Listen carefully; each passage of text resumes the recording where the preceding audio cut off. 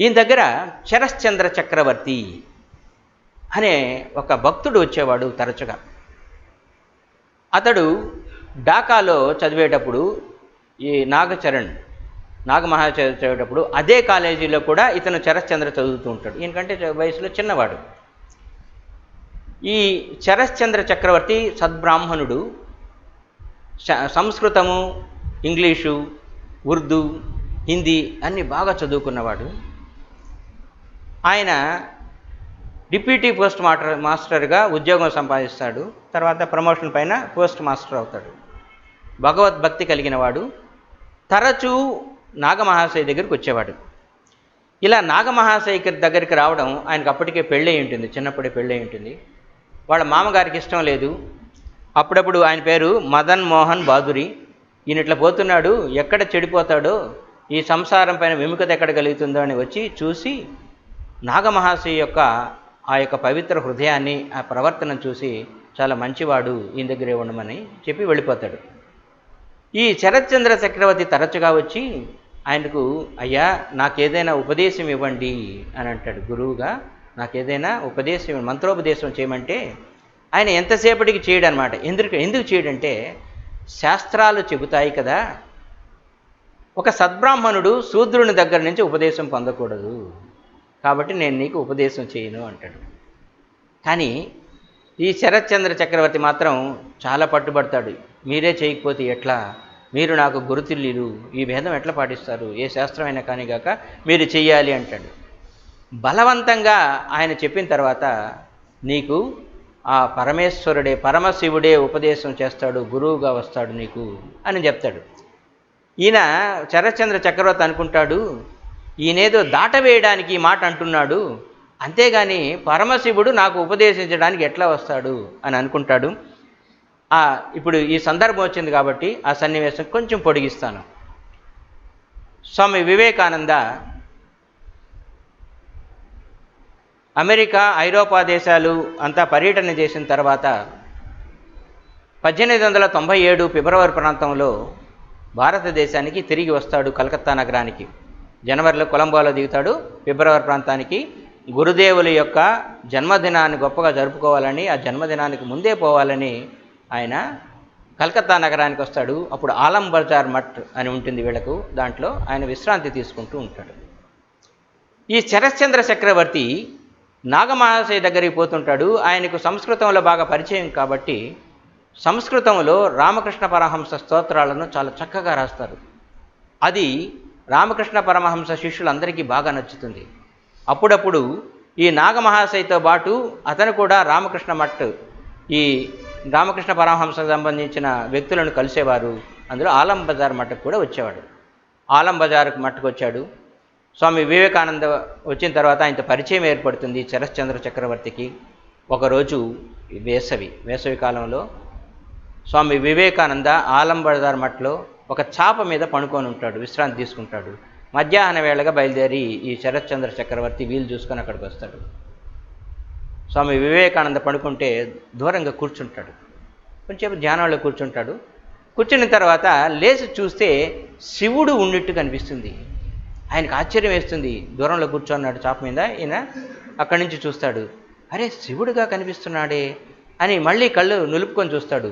శివుడు కనిపిస్తాడు. అక్కడికి లేచి దగ్గరికి పోతాడు. దగ్గర నుంచి చూసిన శివుడే. అప్పుడు ఆయనకు అనిపిస్తుంది, నాగమహాశయ నాకు చెప్పాడు పరమశివుడే నీ గురువు అవుతాడని, ఈయనే నా గురువు అని అప్పటి నుంచి శుశ్రూష చేస్తారు స్వామి వివేకానందకు. ఆయన దగ్గర ఉండి ఆయన గురు శిష్య సంవాదము అని ఒక పుస్తకం రాశాడు. చాలా చక్కని పుస్తకం అది. ప్రతి ఒక్కరికి కూడా సాధనా జీవితంలో అడుగడుగున ఉపయోగపడే సూచనలు దాంట్లో చాలా క్షుణ్ణంగా పొందుపరుచున్నాయి. మనం ఉపనిషత్తులని, బ్రహ్మసూత్రాలని, వేదాలని ఎట్లా అర్థం చేసుకోవాలనో, మన జీవితంలో ఎట్లా అన్వయించుకోవాలనో అటువంటి విషయాలన్నీ కూడా శరశ్చంద్ర చక్రవర్తి స్వామి వివేకానందను అడిగి అందులో పొందుపరిచాడు. బ్రహ్మసూత్ర భాష్యానికి స్వామి వివేకానంద విపరీతమైన ఒక విలక్షణమైన అర్థాన్ని చెబుతూ, ఇలా అర్థం చేసుకోవాలంటే తర్వాత భావి కాలంలో ఈ శరశ్చంద్ర చక్రవర్తి బ్రహ్మసూత్రానికి వివేక భావోదయము అనే ఒక వ్యాఖ్య రాస్తారు. అది కొంతవరకు ముద్రితము, కొంత ముద్రితం కాదు. అటువంటి గొప్ప వ్యక్తి శరశ్చంద్ర చక్రవర్తి నాగమహాశయ శిష్యుడు మొట్టమొదట. తర్వాత ఆ విధంగా జరిగింది. ఎప్పుడు అతిథులు వచ్చినా వాళ్ళని దైవ సమానులుగా చూసేవారు. ఒకసారి విపరీతమైన వర్షాకాలం, ఈయన దగ్గర ఎప్పుడు కానీ తగువైన ఆహార ధాన్యాలను నిల్వ ఉంచుకునేవాడు కాదు. ఒకరోజు 10 మంది వ్యక్తులు అతిథులు ఈయన దగ్గరికి వచ్చారు. పాపం ఇంట్లో వాళ్ళ అతిథులు ఉన్నారు, ఇంట్లో సామాన్లు లేవు. భార్య శరత్కామిని ఇంకా అన్నం వండి పెట్టాలి, వాళ్ళకు ఏమేం కావాలన్నీ తెలుసుకొని బజారుకు పోయి ఆ సామాన్లు తేవడానికి పోతారు. నాగమహాశయ బజారుకు పోతే అందరూ వ్యాపారస్తులు కూడా మా దగ్గరికి రండి, మా దగ్గరికి రండి అనేవాడు. ఆయన ఎప్పుడూ బేరం చేసేవాడు కాదు. ఎవరైనా ఎక్కువ వెల చెప్తే ఎక్కువ వెలే ఇచ్చేవాడు. 1-2 సార్లు ఎక్కువ వెల ఇస్తూ పోతున్నాడని తెలిసి వాళ్ళు తగ్గించి కరెక్ట్ వెల చెప్పి, ఆయన అంతకంటే తగ్గించి ఇస్తానంటే నాకు వద్దు, మీరు కరెక్ట్ వెల తీసుకోండి అని చెప్పేవాడు. వాళ్ళ తూకంలో కొంచెం ఎక్కువ చేసి ఈయనకి ఇచ్చేవారు. అలా చేసేవారు. ఈయన ఎప్పుడు డబ్బులు ఇస్తే అప్పుడు తీసుకునేవారు.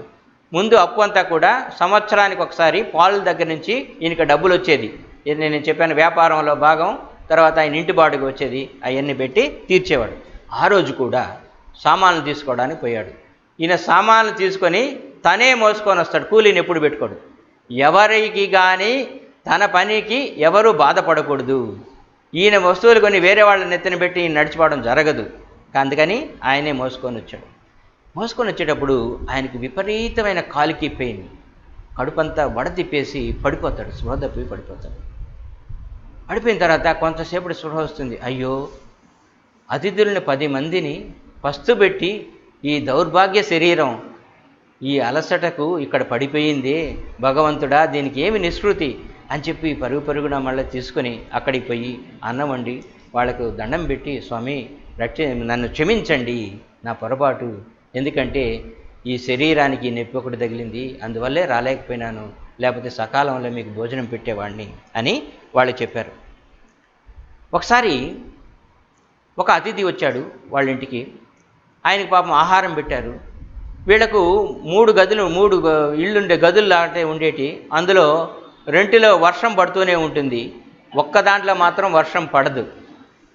సరే, ఈ అతిథిని స్వామి మీరు ఇక్కడ పండుకోండి అని తన భార్య ఆ సూరు కింద ఉండేవాళ్ళు భార్యతో చెప్తాడు, అతిథి దేవుళ్ళు వచ్చారు కాబట్టి వాళ్ళని ఇంట్లో పండబెట్టి ఈ రోజుటికి మన సూరు కిందనే భగవన్నామం జపిస్తూ ఉందాం ఈ రాత్రికంతా అని ఆ సూరు కింద ఉంటారు. ఇల్లు ఉరుస్తుంది, పైకప్పు పోయింది. ఆయన ఎవరైనా కానీ కూలీలను బట్టి కప్పు వేయించడానికి ఇష్టం లేదు. ఎవ్వరూ తన శరీర పోషణార్థం కోసం, తన శరీర రక్షణార్థం కోసం ఎవరి శ్రమను ఆయన అంగీకరించడు. భార్యకు అది తెలుసు. శరత్కామినికి ఈయన ఏదో పని మీద ఊరికి పోయినాడని ఒక కూలీని పిలిచి ఆ కప్పు సరి చేయమని చెప్పినాడు. కూలీ ఎక్కినాడు, కప్పు సరి చేస్తున్నాడు, కొంత భాగం చేశాడు, పని మిగుచుకొని ఈయన వచ్చాడు. అయ్యో భగవంతుడా, ఎంతటి అన్యాయం జరిగిపోయింది, ఈ తుచ్చ శరీర రక్షణార్థం కోసం ఒక దైవ సమానుని పైకెక్కిచ్చావా, ఆ కప్పులో దిగునాయనా దిగునాయనా దిగునాయనా అని అన్నాడు. ఆయన ఎంతసేపటి దిగలేకపోతే నువ్వు దిగు అని ఓని ఏడ్చాడు.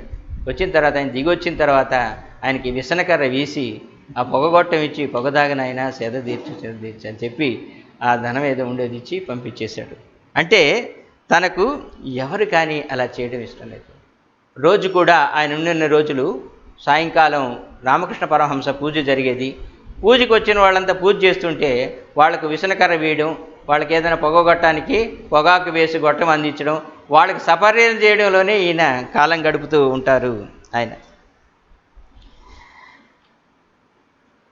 ఈయన ఒకసారి దక్షిణేశ్వర ఆలయం పోయేటప్పుడు ఈ శరత్చంద్ర చక్రవర్తి కూడా ఆయనతో కూడా పోతాడు.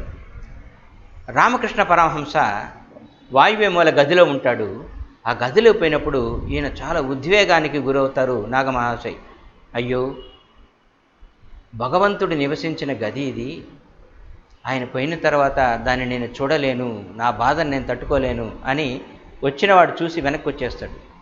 ఆ పంచవటి అవన్నీ ఇదంతా తపోభూమి, రామకృష్ణ పరమహంస తపస్సు చేసిన భూమి అని అడుగడుగునా దానికి సాష్టాంగ నమస్కారం చేస్తూ ఉంటాడు. లోపల హృదయ్ అనే ఆయన ఒక ఆయన ఉంటాడు. ఆయన రామకృష్ణ పరమహంస యొక్క మేనత్త కొడుకు. రామకృష్ణ పరమహంసతో కూడా సాధనా జీవితంలో ఉన్నాడు. తర్వాత రామకృష్ణ పరమహంసను విమర్శించడం, వాళ్ళ శిష్యుల దగ్గర డబ్బులు లాగడం ఇలా చేస్తే ఆ ఆలయం నుంచి పంపివేయబడతాడు.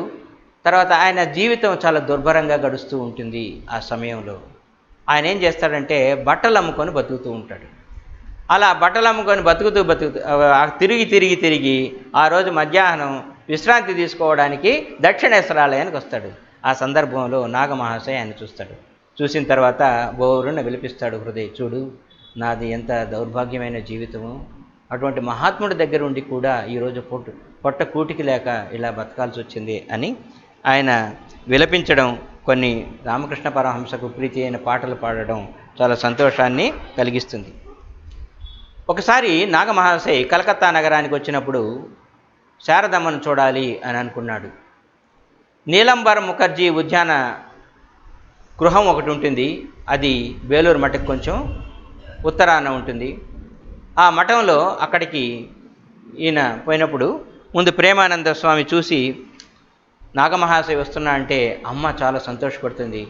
వచ్చిన తర్వాత ఆయన ఇచ్చిన ప్రసాదం తీసుకొస్తాడు, పళ్ళు ఫలాలను.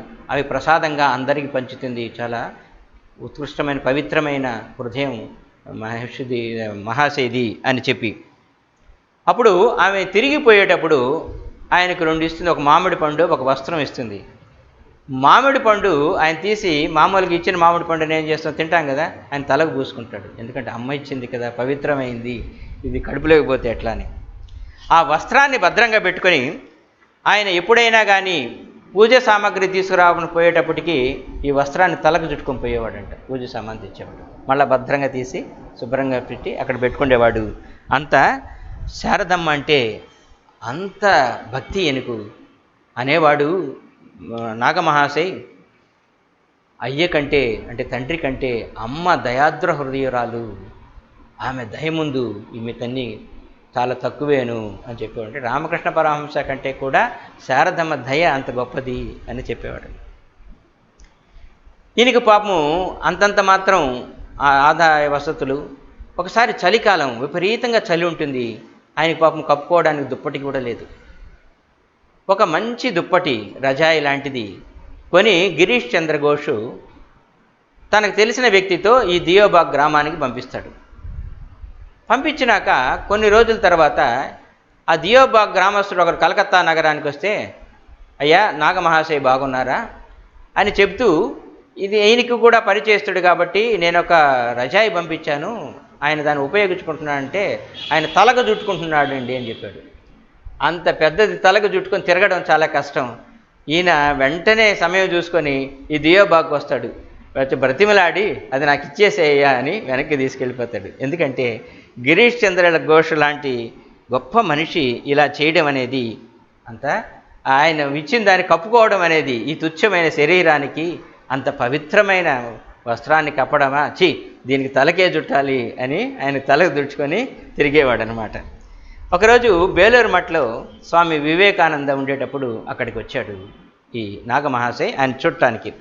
అక్కడ స్వామి వివేకానంద ఈ నాగమహాశయ్ యొక్క సంభాషణ ఉంది, చాలా ఉత్కృష్టమైన సంభాషణ, చాలా బాగుంటుంది.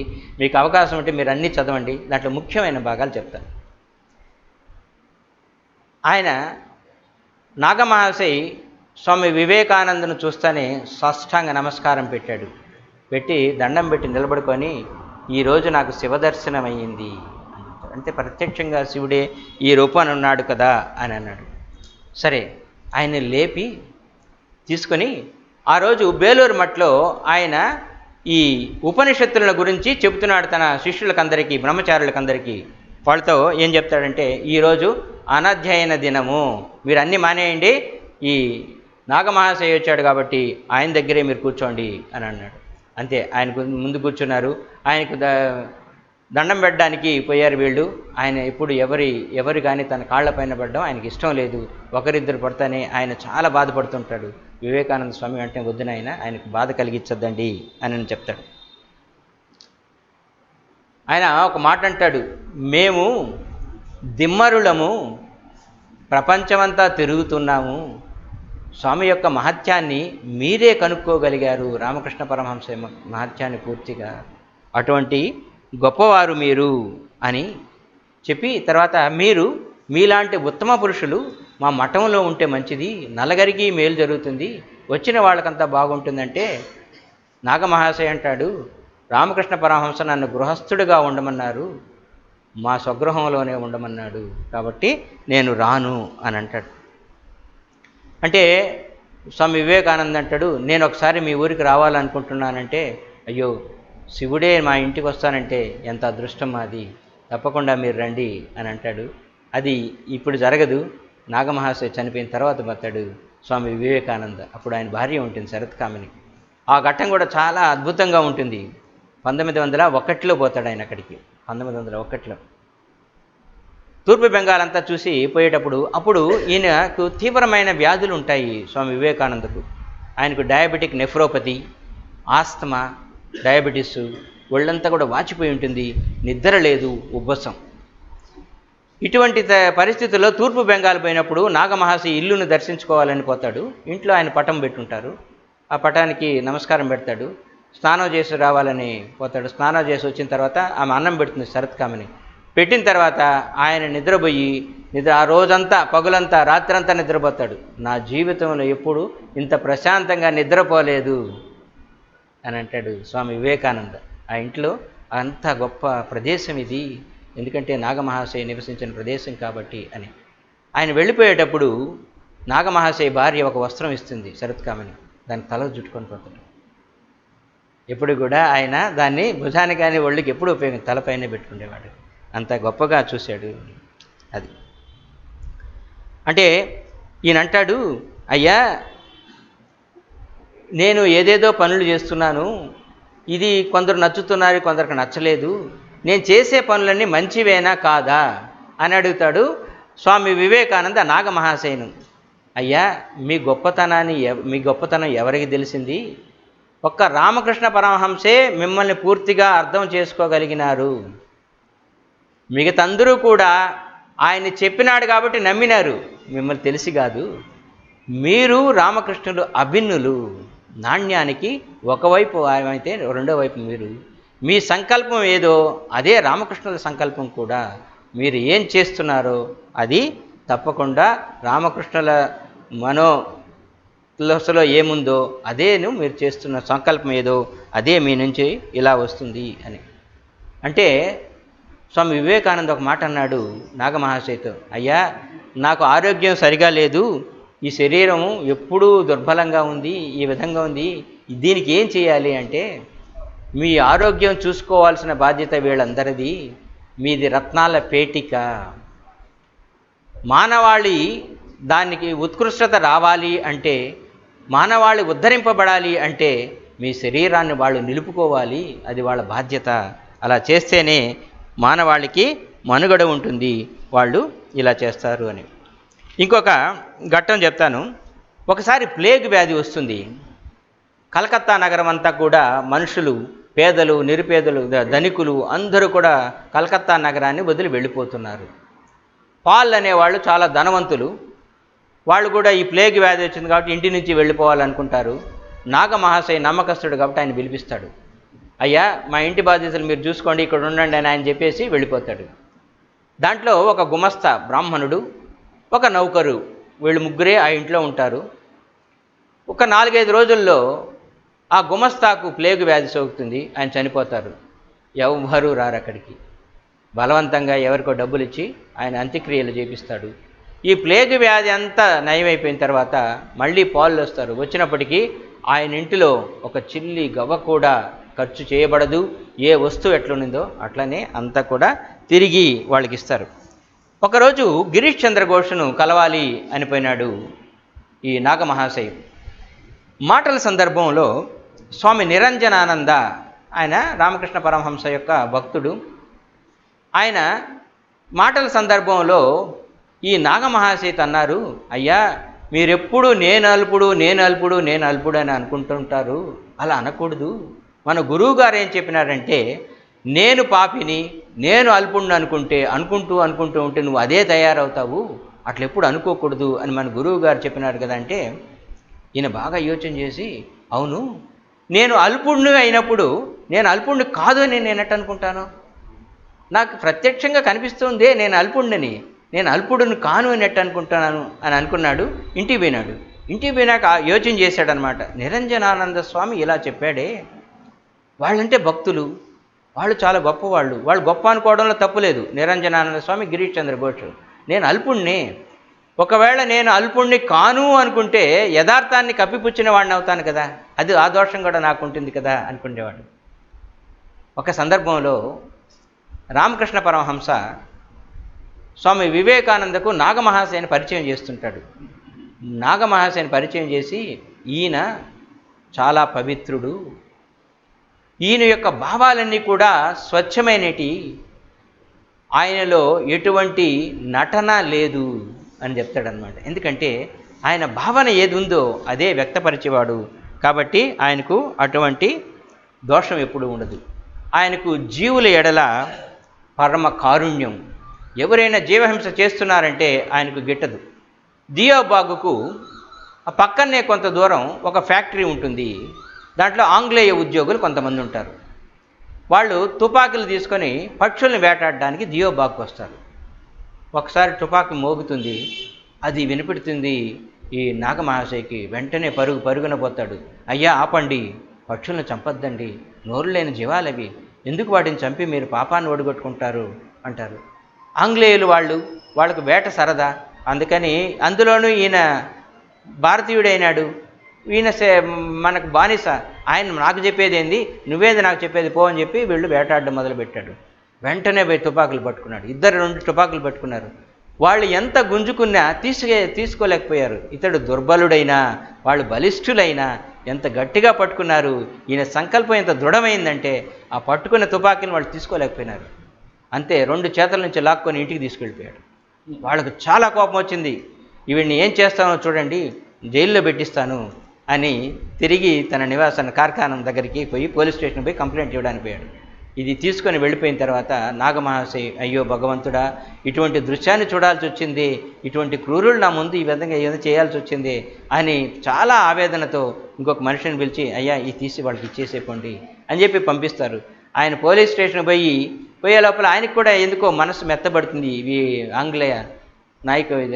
ఆంగ్లేయులకు కూడా అధికారులకు వాళ్ళు ఏమంటే కొంచెంసేపు వాళ్ళు విశ్రాంతి తీసుకునే లోపల ఈ వ్యక్తి పోయి వాళ్ళ తుపాకులు వాళ్ళకి ఇచ్చినప్పుడు ఈయన గురించి చెప్తాడు, అతను చాలా సాధువు అండి, కాబట్టి అలా చేశారు, కానీ మిమ్మల్ని ఏదో తప్పు పట్టడానికో మీ పైన ఏదో దౌర్జన్యం చేయడానికి ఆయన చేయలేదండి అని చెప్తే వాళ్ళు కూడా విని అప్పటి నుంచి ఆ ప్రాంతానికి ఎప్పటికి కూడా వేటకు పోయేవారు కాదు. ఒకసారి ఈయన ఇంట్లో ఒక త్రాచుపాము వచ్చింది. అందరూ చుట్టుపక్కల ఉండే వాళ్ళంతా కర్ర తీసుకొచ్చారు కొట్టడానికి. నాగమహాశయ కొట్టద్దండి త్రాచుపామును అని వచ్చి పాముకు దండం పెట్టి, అమ్మా మానసాదేవి, ఈ రూపాన్ని వచ్చారమ్మా మీరు ఇక్కడికి, మీకు ఇది నివాస యోగ్యం కాదు, మీరు అడవుల్లో ఉండాల్సింది, దయచేసి మీరు అడవులకి తిరిగి వెళ్ళండి అమ్మా అని దండం పెడితే ఇదేదో ఆ పాము నాగుపాము అర్థం చేసుకున్నట్టు పడగ తిప్పేసి మామూలుగా వెళ్ళి అటువైపు ఆ అడవి ప్రాంతం వైపుకు వెళ్ళింది. ఒకసారి ఈయన ఒక చెరువులో మొహం కడుక్కోవడానికి పోయినాడు. పక్కనే ఈయన భార్య శరత్ కామిని కూడా ఉంది. నీళ్లు తీసుకున్నాడు, మొహం కడుక్కుంటున్నాడు. ఒక పాము వచ్చి ఈయన ఏలు పట్టుకుంది, కాలి వేలు, రక్తం గారుతున్నది. భార్య పక్కన ఉండుకోండి, అండి రక్తం గారుతున్నది, పాము వచ్చి పట్టుకున్నదంటే, అయ్యో దానికి ఏం తెలుసు, అది కప్ప అనుకొని పట్టుకునింది, సో దానికి తెలిసి వస్తుంది లేదు కప్ప కాదని వదిలేసిపోతుంది కదా, దాన్ని తరమండి లేకపోతే ఇదిలిచ్చండి, అయ్యో దానికి మనం అపకారం చేయకూడదు, దాన్ని మనం హింసించకూడదు, మనం వదిలిస్తే దానికి నొప్పి తగులుతుంది కదా, అయ్యో ఒక ప్రాణికి మనం నొప్పి కలిగించచ్చా, అలా చేయకూడదు అని ఈయన సమాధానం చెప్పేటప్పుడు అది వదిలి వెళ్ళిపోతుంది. అది గాయమవుతుంది, రక్తం గారుతూ ఇంటికి వచ్చి కట్టుకుంటాడు. 2-3 రోజులు వెళ్ళిపోతుంది. ఒకరోజు ఆయన కొంచెం దర్శించడానికి కొంతమంది వ్యక్తులు వచ్చినారు. వరండాలో కూర్చున్నాడు. వరండాకు ఈ కొయ్యలు సపోర్ట్ పెట్టున్నారనమాట. ఒక కొయ్యి చెదులు తినేసింది, సగం వరకు తినేసింది. పాపం వచ్చిన వాడు చూసి అయ్యో చెదులు తినేసింది ఎక్కడ పడిపోతుందని ఆ చెదులంతా తట్టేశాడు. తట్టే ఈ నాగమహాశయ చూసే లోపల ఆయన తట్టాడు. తిరిగి నాగమహాశయ చూసి, అయ్యయ్యో ఎంత అన్యాయం చేశావు, ఎన్ని ప్రాణులను హింసించావు నువ్వు, వాడు ఎంతకాలంగానో ఆవాసం ఏర్పరచుకొని ఈ కొయ్యలో ఉన్నాయి కదా, వాటిని ఇంత నిరాశ్రయాలను చేసి వాటిని హింసించవచ్చా అని ఆయన అంచి దూరంగా పంపి వాటిని అంతా తిరిగి అక్కడ వాటిపైన పెట్టాడు. తిరిగి అది ఆ కొయ్యి మొత్తం తినేసింది, అది రాలిపోయింది అక్కడికి. ఎందుకంటే ఒక చిన్న ఇది కూడా చేయడం ఆయనకు ఇష్టం లేదు, జీవహింస అనేది. ఒకసారి ఒక అగ్ని ప్రమాదం జరిగింది. వీళ్ళింటికి ఒక 15 గజాల దూరంలో ఉండే ఒక ఇల్లు కాలిపోతున్నది. ఈయన భార్య శరత్కామిని ఏం చేసింది, అయ్యయ్యో ఇళ్ళు కాలిపోతున్నాయని ఉండే సామాన్లన్నీ తీసి బయట పెడుతుంది.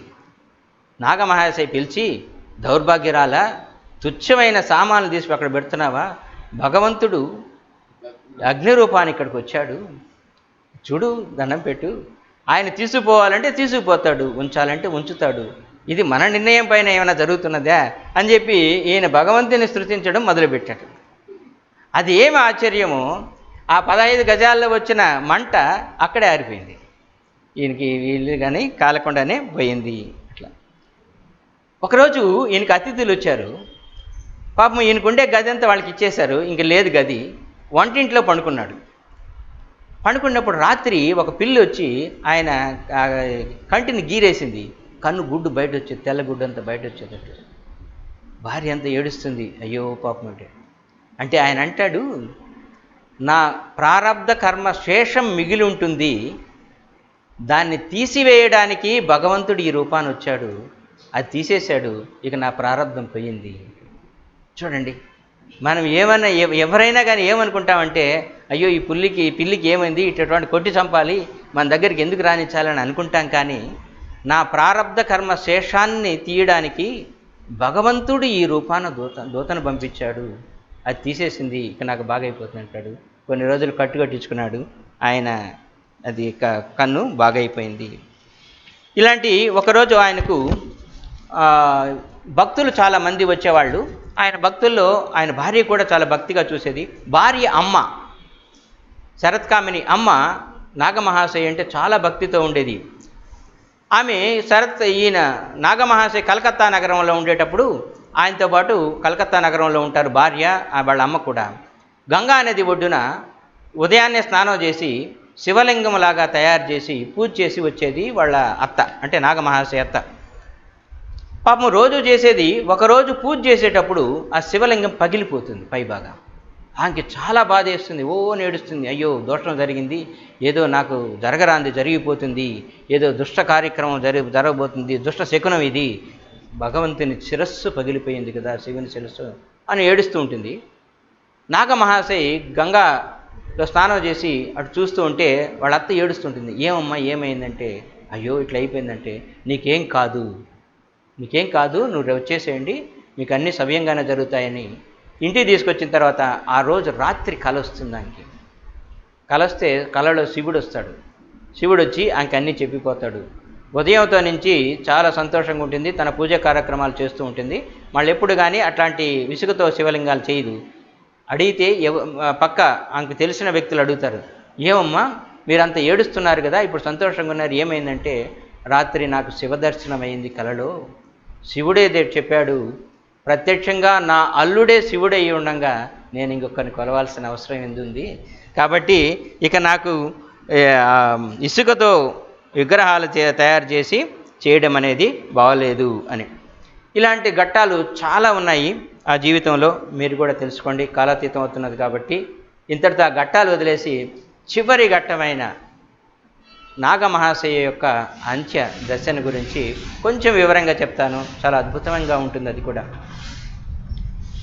నాగమహాశయకి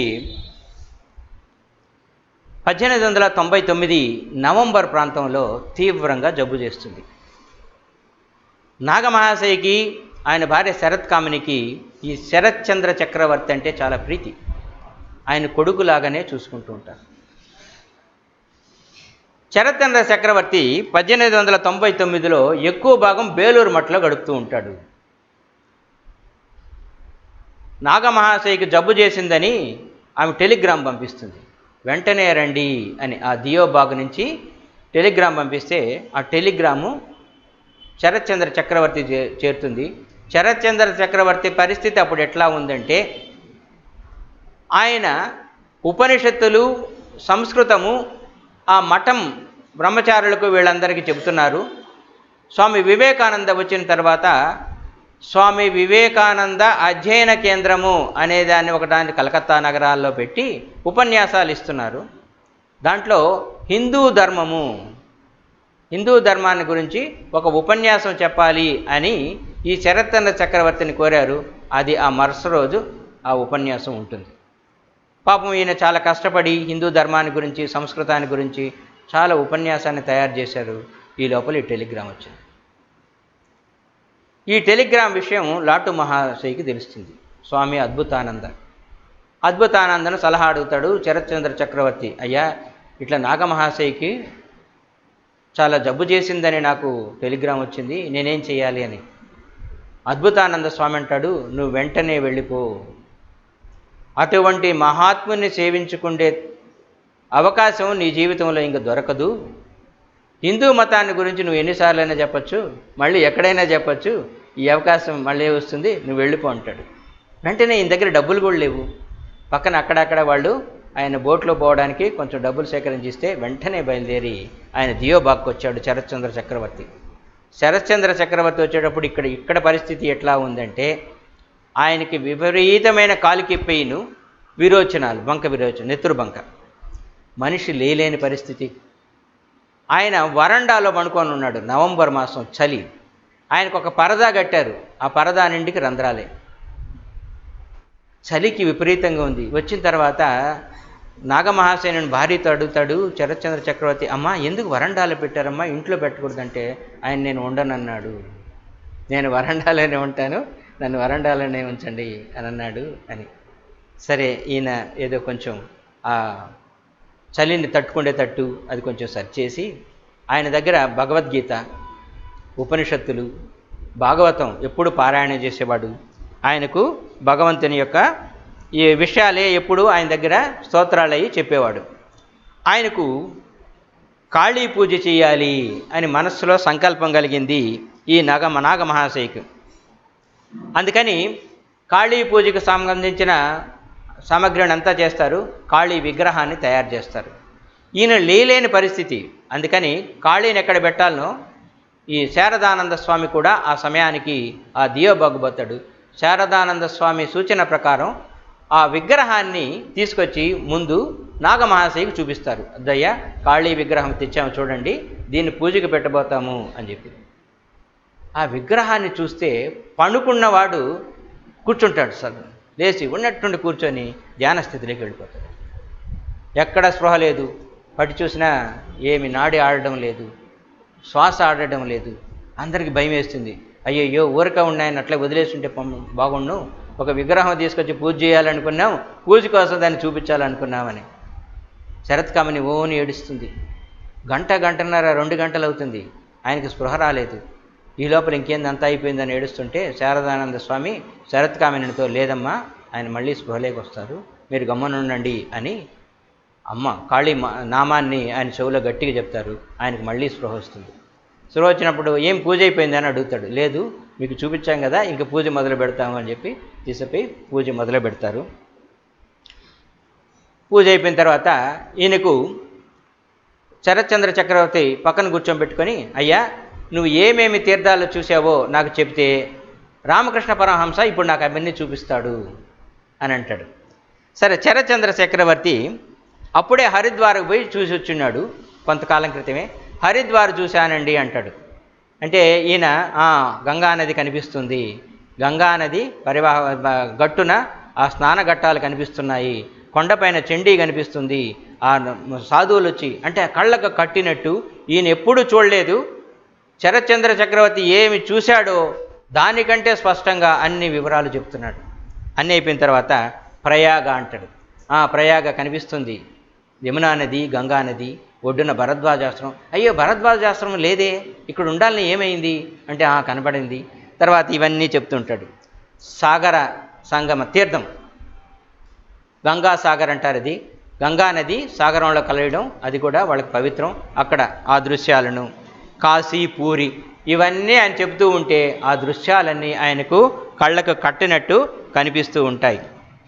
అంతా అయిపోయిన తర్వాత ఈయన జబ్బు తీవ్రమవుతూ ఉంటే అప్పుడు ఆయన చెప్తాడనమాట, అదో రామకృష్ణ పరమహంస కనిపిస్తున్నారు, కటాక్షం నీ అనంత ప్రేమ సాగరం నుంచి వెలువడ్డ ప్రేమ ఇది అని. 3 రోజుల ముందు శరత్చంద్ర చక్రవర్తిని పిలిచి, అయ్యా ప్రయాణానికి ఒక శుభముహూర్తం చెప్పు అని అంటాడు. శరత్చంద్ర చక్రవర్తి తన యొక్క పంచాంగం తీసుకొని వచ్చి చూసి, ఇది 27/12/1899 రోజు త్రయోదశి బాగుంటుంది ఆ రోజు ప్రయాణానికి అని చెప్పతాలికి ఆయనకు అనుమానం వేస్తుంది, దీనికి ఇప్పుడు ప్రయాణం ఎందుకు అడిగినాడు అని. కరెక్ట్గా ఆయన చెప్పిన తేదీకి ఉదయం 10 గంటలకు ఆయన తనువు చాలిస్తారు. తర్వాత తనువు చాలిచ్చినా కానీ ఆయన శరీరంలో వేడి అట్లనే ఉంటుంది, శ్వాస లేదు, నాడీ లేదు, కానీ అట్లనే ఉంటుంది. వీళ్ళంతా పరీక్ష చేసిన తర్వాత ఇంకా బతుకుతాడు అనే ఉద్దేశంతో ఉన్నారు. శరత్చంద్ర చక్రవర్తి అడిగితే, ఏ మహాత్ముడైనా చనిపోయిన తర్వాత కనీసం 12 గంటలు మనం చూడాలి అని. రాత్రి 10 గంటలకు ఆయన్ను శ్మశాన వాటికకు తీసుకుపోయి దహనం చేస్తారు, అస్థికలు పేరుస్తారు. వీళ్ళపై శారదానంద స్వామి కూడా ఆ శ్మశాన వాటికి చేరి ఆ అస్థికలను ఒక కలశంలో పెట్టి, ఆయన ఏ కాళికా విగ్రహానికైతే పూజించారో ఆ విగ్రహాన్ని అక్కడ తీసుకొచ్చి భూమిలో ఈ కలశాన్ని పెట్టి దానిపైన కాళికా విగ్రహాన్ని పెట్టి అక్కడ ఒక గుడి కట్టిస్తారు. అది అక్కడికి ప్రసిద్ధి పొందిన గుడిగా ఇప్పటికీ కూడా ఆ దియోబాగ్లో ఉంది. ఆయన నాగమహాశయ్ బతికొండంగా ఎప్పుడు కూడా ఎవరైనా ఆయన ఛాయాచిత్రం ఫోటో తీస్తానంటే ఒప్పుకుండేవాడు కాదు. చనిపోయిన తర్వాత ఆయన భౌతిక కాయాన్ని వాళ్ళు ఫోటో తీయడం అదే చిత్రంగా ఉండి ఇప్పుడు అన్నితో మనకు కనబడే ఒకే ఒక నాగమహాశయ చిత్రం అనేది ఆయన చనిపోయిన తర్వాత తీసింది. అలాంటి ఉత్కృష్టమైన జీవితాన్ని గడిపి అందరికీ కూడా ఆదర్శప్రాయంగా మనం ఏదైతే సాధ్యం కాదో అనుకొని గృహస్థ జీవితంలో సాధ్యం అవుతుంది అని చూపించిన మహోన్నత వ్యక్తి నాగమహాశయ్. అటువంటి వ్యక్తి మనకందరికీ ఆదర్శం కావాలని, మన సాధనా జీవితంలో అతని యొక్క సూచనలన్నీ ఉపయోగపడాలని, అలా ఉపయోగపడతాయని ఆశిస్తూ ఈ సదవకాశాన్ని ఇచ్చిన మన స్వాముల వారికి, ఇక్కడికి విచ్చేసిన మీ అందరికీ నా కృతజ్ఞత, మీ వందనలు. ఓం నిరంజనం నిత్యమనంతరూపం భక్తానుకంపాంధృత విగ్రహం వై ఈశావతారం పరమేశమీఢ్యం తం రామకృష్ణం శిరసా నమామి.